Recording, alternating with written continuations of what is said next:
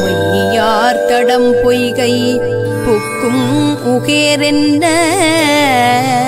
கையாற் குடைந்து குடைந்து உன் களல் பாடி ஐயா வழியடியோம் வாழ்ந்தோங்கான் ஆரளல் போல் செய்யா வெண்ணீராடி செல்வா சிறு மருங்குல்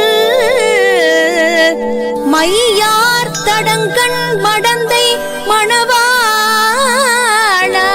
ஐயா நீ ஆட்கொண்டருளும் விளையாட்டின் உய்வார்கள் உய்யும் வகையெல்லாம் உய்ந்தழிந்தோம் எய்யாமற்காப்பாய் எமை ஏலோரும் பாவாய். மாணிக்கவாசகர் அருளிய திருவெம்பாவை பாடல் 11. விளக்கம். வாழ்க்கை என்ற குளத்தில் நாம் அனைவரும் குதித்து நீந்தி கொண்டு இருக்கிறோம்.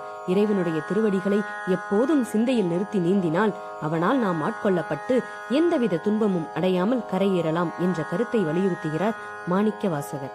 சிவபெருமானே, உன் அடியவர்களான நாங்கள் வண்டுகள் மொய்க்கும் மலர்களை கொண்ட குளத்தில் முகேர் என சத்தம் எழுப்பி குதித்து தண்ணீரை குடைந்து நீந்தியபடியே உன் திருவடிகளை எண்ணி பாடினோம்.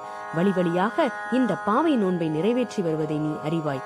சிவந்த நெருப்பை போன்றவனே, உடலெங்கும் திருநீறு அணிந்தவனே, செல்வத்தின் அதிபதியே, சிறிய இடையையும் மையிட்ட அழகிய கண்களையும் உடைய பார்வதி தேவியின் மணாலனே, ஐயனே, நீ இந்த உயிர்களை ஆட்கொண்டதும் அவை என்னவெல்லாம் நன்மையடையுமோ அவை அனைத்தையும் அடைந்துவிட்ட உணர்வு உன்னை பாடினாலே எங்களுக்கு கிடைத்து விடுகிறது.